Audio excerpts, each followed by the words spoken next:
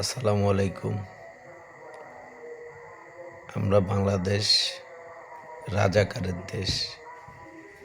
রাজাকার রাজাকার রাজাকার শুনতে শুনতে স্বাধীনতার পর থেকে এমন একটা অবস্থা, শুধু বাংলাদেশ নয়, গোটা বহির্বিশ্বে আমাদের যে সম্মান নষ্ট হচ্ছে, তার জন্য দায়ী আমরা। স্বাধীনতার এত বছর পর একটু আমাকে শঙ্কায়, আমাকে নয়, আপনারা নিজেরাই একটু সংখ্যায় বলতে পারেন কতজন রাজাকার জীবিত রয়েছে। সেই রাজাকার রাজাকার করতে করতে বাংলাদেশে অনেক ঘটনাই ঘটে গেছে। রাজনৈতিক প্রতিটা প্রেক্ষাপটে শুধু রাজাকার, যেই দলই আসুক না কেন রাজাকার।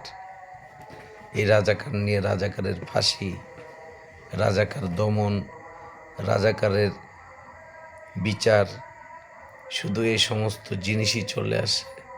রাজাকার রাজাকার রাজাকার। ভাই, আমরা পারি না এই রাজাকার নামটা একদম নিশ্চিহ্ন করতে?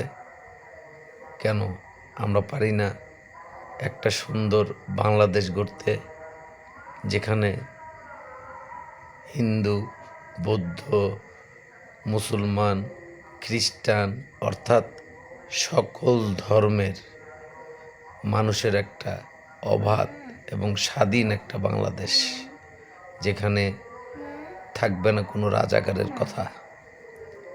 আপনারা এই রাজাকারের কথাটা তুলে ফেলেন বাংলাদেশের প্রেক্ষাপটে। এই রাজাকারের নাম কখনো আসবে না। বাংলাদেশ রাজাকারের দেশ নয়। যদি এটা তৈরি হয়, আমার মনে হয় একটা সোনার বাংলাদেশ তৈরি হতে সময় লাগবে না। আমরা রাজাকারের দেশ চাই না।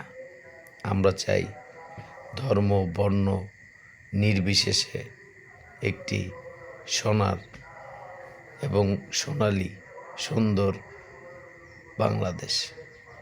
আসসালামু আলাইকুম।